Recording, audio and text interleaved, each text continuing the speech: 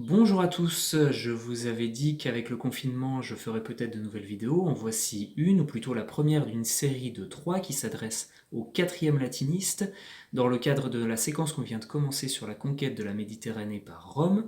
Je vous avais renvoyé à une vidéo que j'avais faite l'année dernière sur Rome et les Gaulois.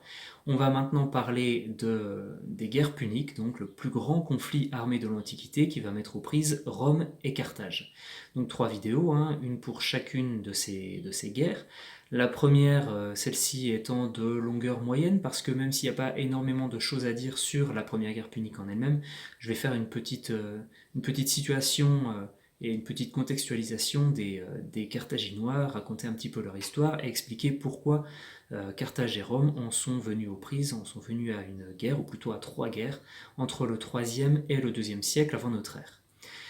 Bien sûr, ça signifie que pour cette séquence, on va prendre les choses dans un désordre chronologique assez complet, puisque normalement on aurait dû commencer par ces guerres puniques, ensuite voir la Grèce et enfin terminer par les Gaulois, simplement vu que je pense qu'il sera meilleur pour nous de voir les rapports entre Rome et la Grèce et faire une petite initiation à la langue grecque quand on sera face à face, les uns face aux autres, en classe, pour de bon cette fois-ci. Eh bien, j'en viens là dans un deuxième temps à Carthage et à ses guerres puniques. Voilà. Et on va commencer d'abord par expliquer ce terme de guerre punique. Alors, ce mot vient d'un mot latin, évidemment. Les Romains qui auraient utilisé le terme de poénie pour désigner les habitants de Carthage, poénie signifiant une déformation du mot signifiant les Phéniciens, parce que la cité de Carthage est une cité qui a été construite par des Phéniciens, donc un peuple et un pays qui se trouvait beaucoup plus à l'est, on va dire aux alentours de l'Irak actuel. C'est un grand peuple, hein, qui existait avant les Romains, avant les Grecs, un peuple qui a été le premier à avoir une écriture alphabétique et qui va disséminer sa culture et sa tradition de navigation et de commerce tout autour de la Méditerranée, en fondant notamment des comptoirs commerciaux. Et parmi ces comptoirs commerciaux, il y a la cité de Carthage qui aurait été fondée aux alentours de 814. Alors c'est très difficilement vérifiable et tout le monde n'est pas d'accord là-dessus, simplement c'est la date qui est le plus couramment retenue dans l'Antiquité pour placer cette fondation de Carthage. Fondation qui, première particularité, est le fait d'une femme, une reine mythique qui s'appelle Didon et dont on a déjà un petit peu parlé l'année dernière quand on avait évoqué le héros Énée, le fondateur de cette civilisation et de cette culture dont naîtra Rome quelques siècles plus tard. Énée qui donc avait quitté les rivages de Troie suite à la prise de la ville par les Grecs, qui aurait vécu en Méditerranée les aventures similaires à celles d'Ulysse dans l'Odyssée, et qui, au cours de ce périple, qui va le voir rencontrer le Cyclope, les sirènes, Charybdis, etc., eh bien, se serait arrêté sur les côtes de l'Afrique du Nord, sur le territoire de l'actuelle Tunisie, dans une ville tout juste fondée qui s'appelle donc Carthage, fondée par la reine Didon qui, en le rencontrant, va tomber folle amoureuse de lui. Et Énée n'étant pas destiné à rester avec Didon, à devenir le roi de Carthage, mais étant destiné à fonder cette grande civilisation, eh bien, les dieux vont venir le chercher, lui dire « il faut que tu repartes ». Didon, étant tombée follement amoureuse d'Énée, va se suicider, ce qui va donner une première raison, une raison mythique, à la rivalité entre Carthage et Rome. Pour les Carthaginois, Énée et donc les Romains, ce sont les responsables de la mort de leur fondatrice mythique. De l'autre côté, pour les Romains, les Carthaginois, disons, auraient été ceux qui, à cause de qui Rome aurait pu ne pas être fondée. Bon, ça c'est la cause mythique, mais on sait bien que la cause réelle à ce moment-là, c'est une histoire de concurrence, concurrence qui est exacerbée par la volonté de conquête des Romains, puisque, on va prendre là l'histoire à partir de l'année moins 264. À cette date-là, Rome vient de conquérir l'Italie depuis quelques années. Ils ont réussi à écraser les derniers résistants dans le sud de l'Italie, ceux qui avaient été aidés par le roi Pyrrhus, venu de Grèce, de la région qu'on appelle l'Épire. Et donc, ils détiennent maintenant toute la péninsule italienne. Leur soif de conquête n'est pas assouvie pour autant, c'est-à-dire qu'une fois qu'ils détiennent ce territoire, ils vont tourner leur regard maintenant vers le sud, vers la Méditerranée. Or, la cité qui domine la plus grande partie de la Méditerranée à ce moment-là, c'est Carthage. Carthage qui n'est pas un territoire extrêmement grand, mais qui a beaucoup d'alliés et aussi beaucoup de comptoirs commerciaux. Parmi leurs alliés, on peut citer la Numidie, qui se trouve sur le territoire de l'Algérie actuelle, si on schématise.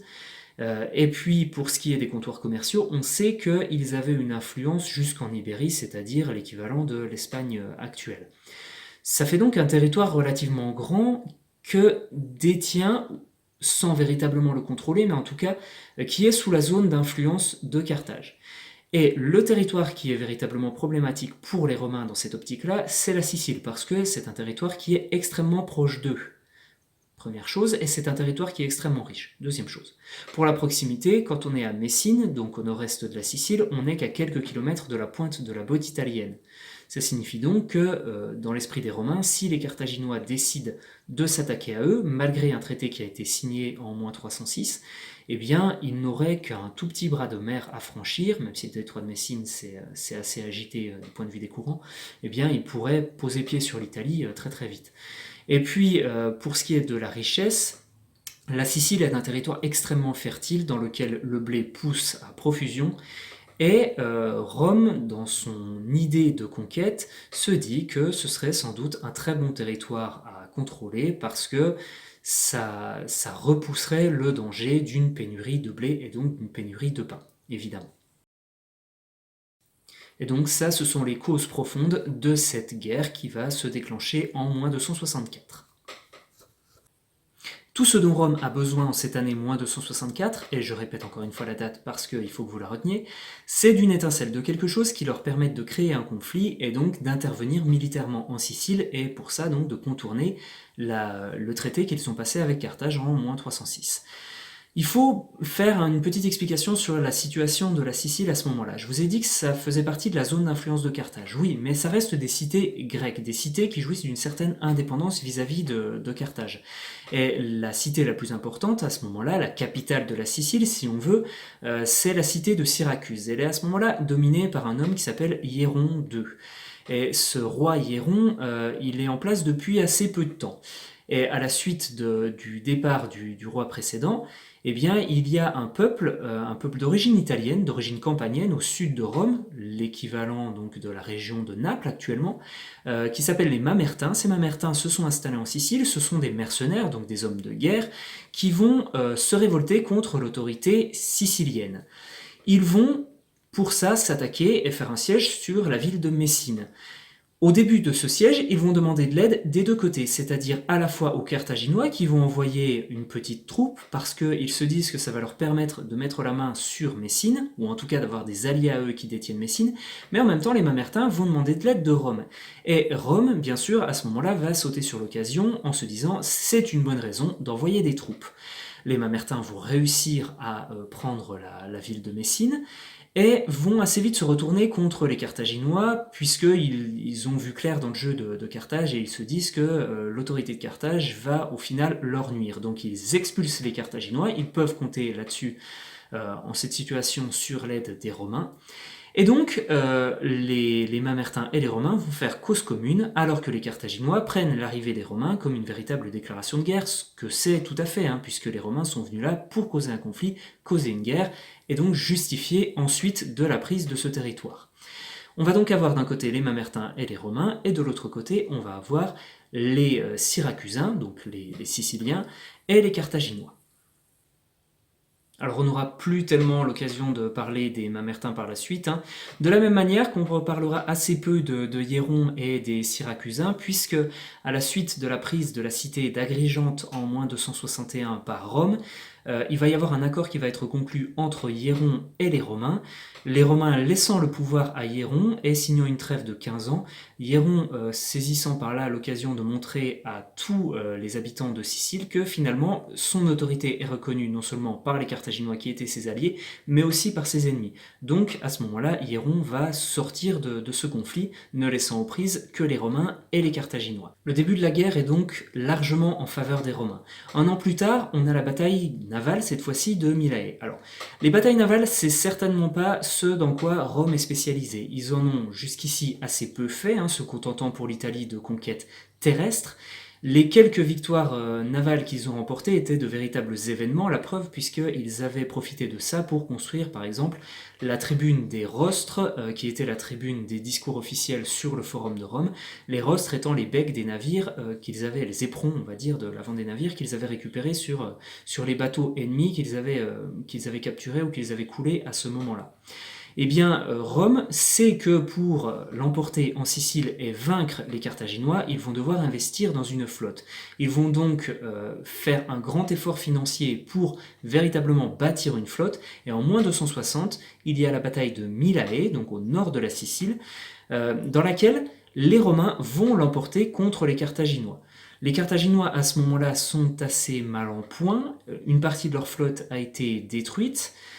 Ils font de leur mieux pour essayer d'empêcher les Romains de prendre des cités en Sicile, mais ils ne pensent pas à défendre leur propre territoire. Donc à ce moment-là, Rome décide de pousser la guerre jusqu'en Afrique pour forcer les Carthaginois à revenir sur leur territoire pour le défendre et à laisser donc totalement libres les cités siciliennes. Et donc ils décident d'un débarquement en Afrique. Débarquement qui va avoir lieu en moins 255, qui va d'abord se solder par une première victoire, une victoire qu'on appelle la victoire de la bataille d'Adis, puis quelques semaines plus tard, une nouvelle bataille, cette fois-ci la bataille de Tunis, qui va tourner au carnage pour les Romains, puisque le consul, qui s'appelle à ce moment-là Marcus Atilius Regulus, va être capturé, fait prisonnier, ainsi que 500 de ses hommes, alors que 12 000 des soldats romains sont tués lors de cette bataille, ce qui est colossal comme perte pour l'époque. L'autre consul va repartir avec la flotte et quelques survivants, environ 2000 hommes, mais Rome subit donc à ce moment-là une sérieuse défaite. Défaite qui est due peut-être à leur manque de préparation sur ce genre de bataille, à la méconnaissance du terrain sur lequel ils arrivent en Afrique, mais aussi sur le fait que les Carthaginois ont une stratégie assez particulière pour constituer leur force armée, c'est-à-dire qu'ils s'adressent surtout à des mercenaires venus d'un petit peu partout, venus d'Ibérie, venus de Grèce, par exemple de Sparte, puisque celui qui les mène à la victoire lors de cette bataille de Tunis s'appelle Xanthippe et c'est un général spartiate qui a donc été engagé par les Carthaginois pour mener cette bataille. La défaite de Régulus va marquer une période assez funeste pour les Romains. D'abord, ils vont perdre un certain nombre de troupes là-bas, entre les morts et les prisonniers, et puis ensuite, les Carthaginois vont penser pouvoir en profiter en envoyant, quelques années après cette catastrophe romaine, Régulus directement à Rome pour aller négocier avec son propre Sénat une cessation des combats ou du moins une trêve et une reddition des prisonniers. Pour ça, ils disent à Régulus que s'il va à Rome et qu'il réussit à obtenir ce que les Carthaginois demandent, eh bien, à son retour à Carthage, il sera libéré ainsi que la totalité de son armée.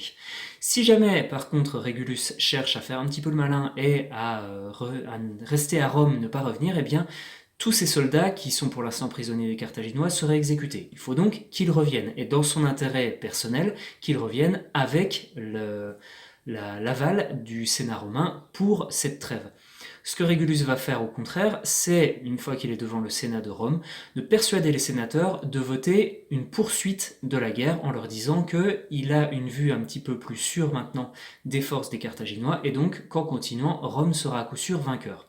Et à la suite de ça, il va retourner à Carthage en sachant qu'il risque d'y être mis à mort, au prix d'atroces souffrances, mais au moins il a l'espoir que les Carthaginois laisseront la vie sauve à ses soldats.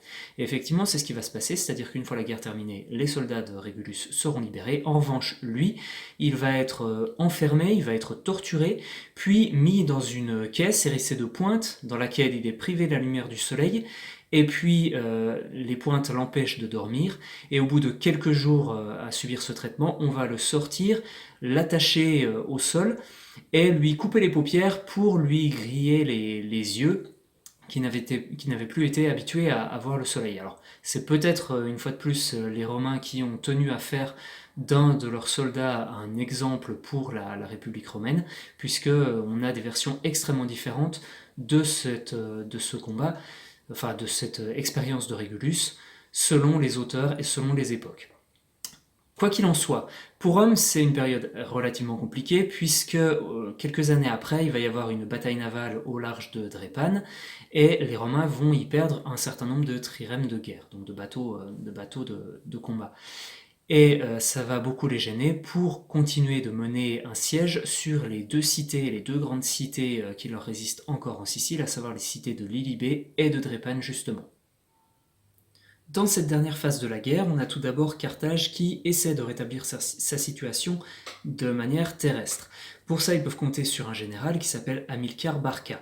Du côté de Rome, après la défaite de la bataille navale de Drépane, on va être obligé cette fois-ci de refaire une nouvelle flotte. Le trésor public est quasiment vide, on va donc demander aux riches romains de financer chacun la construction d'un trirème, donc d'un bateau de guerre. Comme ça, les Romains réussissent donc à se reconstituer une flotte, tandis que les Carthaginois, eux, sont obligés d'aller chercher dans leurs réserves d'hommes pour pouvoir alimenter, on va dire, leurs navires de guerre qui sont très importants, pour pouvoir continuer à approvisionner les cités siciliennes qui sont toujours sous l'assaut des forces romaines. Et donc, on va arriver en moins 241 à une dernière bataille navale qui sera la bataille des îles Égates, les îles Égates se trouvant tout à l'ouest de la Sicile. Lors de cette bataille, on aura du côté romain aux alentours de 200 navires de guerre, alors que pour les Carthaginois, on en a un petit peu plus, 230, mais avec des équipages beaucoup moins expérimentés. Du côté romain, on a su tirer les leçons des défaites précédentes, et donc on a des navires beaucoup plus légers, quand ceux des Carthaginois sont pleins d'hommes, pleins de nourriture, et donc beaucoup plus difficiles à manœuvrer. Ce qui va donner donc une victoire romaine lors de cette bataille des îles Égates. Les Romains, on estime qu'ils perdent environ une trentaine de navires, alors que du côté des Carthaginois, on a environ 50 navires qui sont coulés et 70 qui sont pris par les Romains, avec des hommes à bord qui sont faits prisonniers aux alentours de 10 000 hommes. Ce qui va donc signer la fin de la guerre, puisqu'à la suite de ça, les deux cités qui résistaient encore en Sicile, Drépane et Lilybée, ne peuvent plus être approvisionnées, et donc le siège fait sur ces cités va être couronné de succès pour les Romains, qui, en mettant la main sur ces deux cités, va pousser Carthage à accepter des conditions de paix. Et c'est là où ça va devenir très, très pénible pour Carthage, et où finalement les Romains vont semer les fruits d'un ressentiment du côté carthaginois qui va mener quelques années après à la Deuxième Guerre punique. Dans les conditions de paix et dans le traité que Rome va faire signer à Carthage, il y a trois choses. Il y a d'abord la cession de la Sicile qui va passer totalement sous le contrôle de Rome et donc donner à Rome tous les avantages financiers dont j'ai parlé tout à l'heure dans la vidéo. Ensuite, il va y avoir le retour de tous les prisonniers. Ça comporte notamment les prisonniers de l'armée de Régulus qui attendaient depuis bientôt 15 ans de retourner à Rome. Et puis enfin, il va y avoir l'obligation pour Carthage de payer un tribut au vainqueur, un tribut de 3200 talents d'or, ce qui est colossal comme somme pour l'époque. Un talent au départ c'est une unité de masse et pas une unité monétaire. Un talent d'or en Grèce c'était 26 kilos, donc 3200 fois ça, même si la quantité a pu varier depuis, ça reste une somme énorme. Et ça va mettre Carthage dans une grande difficulté. La difficulté en l'occurrence, c'est que Carthage est donc ruiné par ça, et qu'en plus ils vont devoir payer les mercenaires qu'ils avaient engagés pour mener cette bataille contre Rome. Ils n'ont plus les moyens de le faire, si bien que les mercenaires vont se révolter, et Carthage va devoir enchaîner par une nouvelle guerre, la guerre des mercenaires comme on l'appelle, qui va être menée par le général Hamilcar Barca, et qui va se solder par la mise à mort de ces mercenaires que Hamilcar va réussir à vaincre. Je profite de cette occasion pour parler aussi d'un livre qui s'appelle Salammbô, écrit par Gustave Flaubert, et qui raconte de manière très romancée cette guerre des mercenaires. Il va aussi y avoir, bien sûr, le fait que Rome se trouve confortée dans dans sa prise de pouvoir sur la Méditerranée. À la suite de sa prise de la Sicile, ils vont, quelques années plus tard, en 237, mettre la main sur la Sardaigne et la Corse, qui vont profiter de la déstabilisation de Carthage pour se révolter contre l'autorité carthaginoise. Rome va mettre son grain de sel là-dessus et va en profiter pour revendiquer ces deux territoires, ce qui va leur rapporter encore ces intérêts-là. Et puis enfin, il faut aussi compter sur le fait que les Carthaginois s'estiment véritablement spoliés par ce traité qui est bien lourd dans une guerre qui pour eux n'était qu'une guerre défensive à la base. Les Carthaginois, leur grand défaut au cours de cette guerre, c'est de ne pas avoir été suffisamment offensifs. Et lorsqu'ils avaient finalement l'avantage sur les Romains, ils n'ont jamais poussé cet avantage pour obliger les Romains à signer la paix à des conditions qui auraient été favorables aux Carthaginois. Ils en ont eu l'opportunité, ils ont préféré adopter une stratégie résolument défensive, ce qui va finir par leur coûter. Donc du côté des Carthaginois, le fait de ne pas avoir été agressifs comme l'ont été les Romains et, à la suite de leur défaite, de devoir payer autant que ce qu'ils ont dû, eh bien c'est quelque chose qu'ils vont extrêmement mal vivre. J'ai donc parlé de ce général Hamilcar Barca. Il va ensuite avoir plusieurs enfants, son aîné chez les garçons, il va l'appeler Hannibal, et tous les soirs il va lui faire jurer qu'une fois devenu grand, il détruirait Rome. Et c'est quelque chose qui est finalement très couramment répandu dans l'esprit des Carthaginois, à savoir, il faut se venger de l'offense que Rome nous a faite. Et c'est ce qui va causer, moins de 30 ans après, à peine plus de 20 ans après, une nouvelle guerre, la Seconde Guerre punique, qui là pour le coup va être beaucoup plus sanglante et beaucoup plus funeste pour les Romains. Mais ça, ce sera le sujet d'une autre vidéo. En attendant, j'espère que vous avez apprécié celle-ci. Si vous avez des questions, n'hésitez pas à les poser par l'intermédiaire d'éclats ou même en commentaire de celle-ci. Et puis on se retrouve assez vite pour la deuxième. Portez-vous bien, bon travail à distance et à la prochaine en présence. Salut!